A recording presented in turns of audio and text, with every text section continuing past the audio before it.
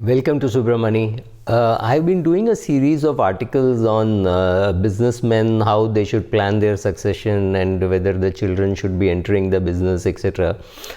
So here I'll do one on whether to shift from being in a job to taking up a new business, right? So I did a program on ET Now a couple of days back with Alex, and that was about should you do business? Should you give up your job to do a business? Is it easy to resign?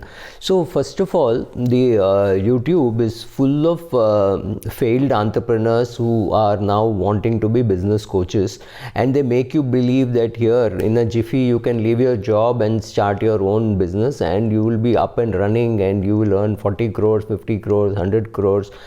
When I hear some of those numbers, I feel I've had a completely wasted life in terms of how much money these guys make in a short period of time. Okay, jealousy and envy apart, let us get a little realistic about whether you should be on your own and do your own business. So first of all, don't believe somebody who tells you that, oh, now it's very simple, every online resource is available, you can do things on your own, you don't need a chartered accountant, you don't need an advocate, you don't need anybody, you can just go off on your own. Mistake number one. So step number one to do business is put your team together. You will need a chartered accountant, you will need an attorney or whatever. Let's not call him an attorney, let's call him a small lawyer at least. Even to take a place on rent, to give your place on rent, for any of those things you need a lawyer. You might as well look for a good lawyer. A lawyer whom you know, with whom you have solid references, a chartered accountant whom you know, who is interested in doing your business, who is interested in a small business. Very many chartered accountants today want to do day trading and algo trading and things like that. They're not interested. So be careful about whom you're selecting, right? Put together your team. You need people to work with you. It's not going to be very easy. So putting together all this team is step one. Actually, I would think resigning your job should be step number 7 or step number 8. So first start your business. Let us take some numbers. Suppose your take home salary is 1 lakh per month, okay, and you are spending about 30,000 rupees. I am just talking of bare spending. I am not talking of even your EMI. I am not talking of your SIP for your children's education or anything like that. Absolutely minimum. You are self-supported. You don't support your parents or in-laws or anybody, and you are the only person who is earning. Your spouse, your wife is not earning. So assuming that 1 lakh is your cash flow and 30,000 per month is what you need. Now let's say you start a side business, whatever it could be, running a food delivery business, could be any small business, anything like that.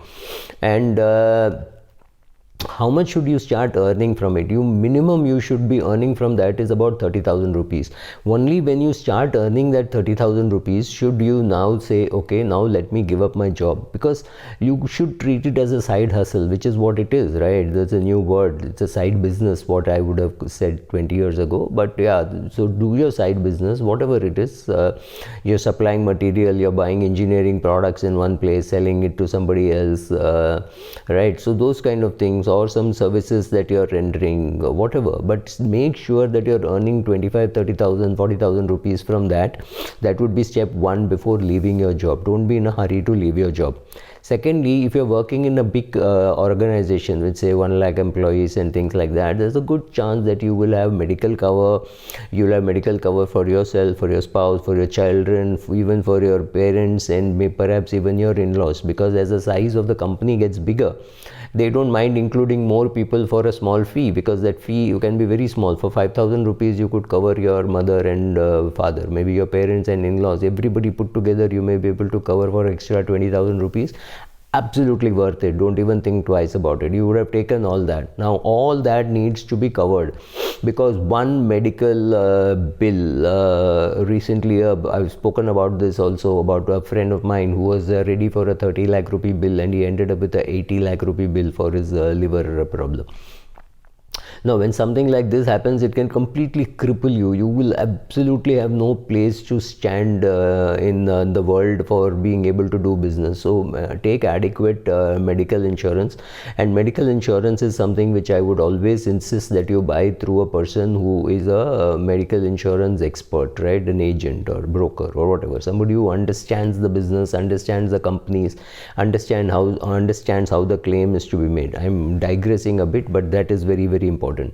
Also, you may have adequate life insurance for yourself when you were in service, but now when you are doing your own business, you may incur some extra liabilities. You may give some personal guarantees somewhere, performance guarantees.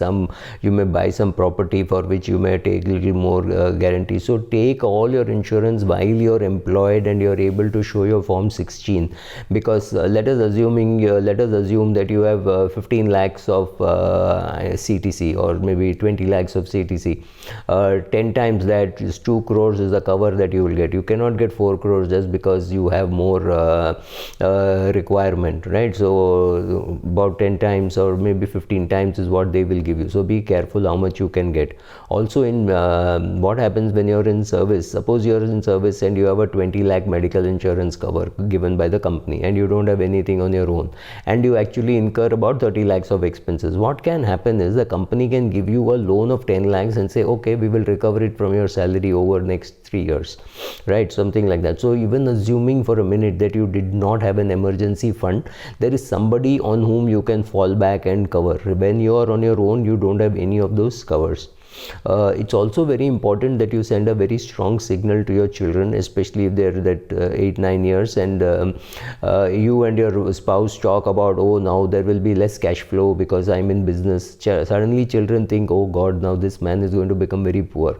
So send a very strong signal, take a very good vacation, buy a better car, something like that. Send a signal that yes, don't worry, but and don't make any great compromise or changes in your standard of living, at least for the next 1 year. After that, the message is, oh, my dad is earning enough money out of his business, there's nothing for me to worry about. That anxiety goes away. So till that anxiety goes away, don't compromise too much. Don't try penny pinching, because he'll say, now he doesn't have money, therefore he is not spending. Don't send that bad signal to your kids. Society doesn't matter. What your neighbor thinks doesn't matter. What your parents think matters. What your brother thinks matters. What your wife thinks matters. What your children think matters. What others think don't really matter, right? So be careful about all these things. Have an emergency fund for any kind of expenses, right? So in case when you were in service, maybe you had a 2 lakh rupee emergency fund. Now you may need 10 lakhs, because if things go wrong in the business, you will still dip into it. If something goes wrong in real life, you will still dip into it. If you have a salary account and you have a credit card which has got a good limit, let's say it's got a 20 lakh limit, chances are if you stop depositing your salary on that on a monthly basis, the bank may reduce the limit from 20 lakhs to 15 lakhs. They don't act in so much of a hurry, because but you have to be careful. Don't assume that your 20 lakh credit will continue. So make sure that your credit score is very good, because in case of an emergency and you have to take a personal loan or a credit card loan or anything like that, the rates will depend on your credit score. So be careful about your credit score. Also, when you start your business, immediately open a current account and start building up the credit score for the business. Not exactly a credit score, but even if you can borrow small amounts of money, make sure that you repay on time, etc. You are building up a credit history, so that tomorrow when you want to remove some cash from the business, which I would very strongly suggest, I would be doing a separate video on that, you will have some credit worthiness of that company. So it could be a private limited company that you have formed, it could be a partnership with your friend, or anything like that, or it could be a sole proprietor, but create a credit history for the business. So these are some of the things with which you will start. Then make sure that you start withdrawing some small amounts of money from the business, at least after 18-20 months, so that you put some pressure on the business, so that the business doesn't think, oh, I need not pay this guy anything. So start taking a small salary, maybe then a bigger salary, to prove to yourself and to the world that that company is making money, that the business is earning money. because you should also have some conditions saying at the end of 3 years, if I'm not earning at least 1 lakh per month, which I'm giving up today, I will not be in this business. So some kind of a time frame, some kind of a discipline, some kind of an Excel sheet, numbers, deadlines, etc. Having all that helps, because you know how long you want to be in business, right? What are the yardsticks, all that. Thank you.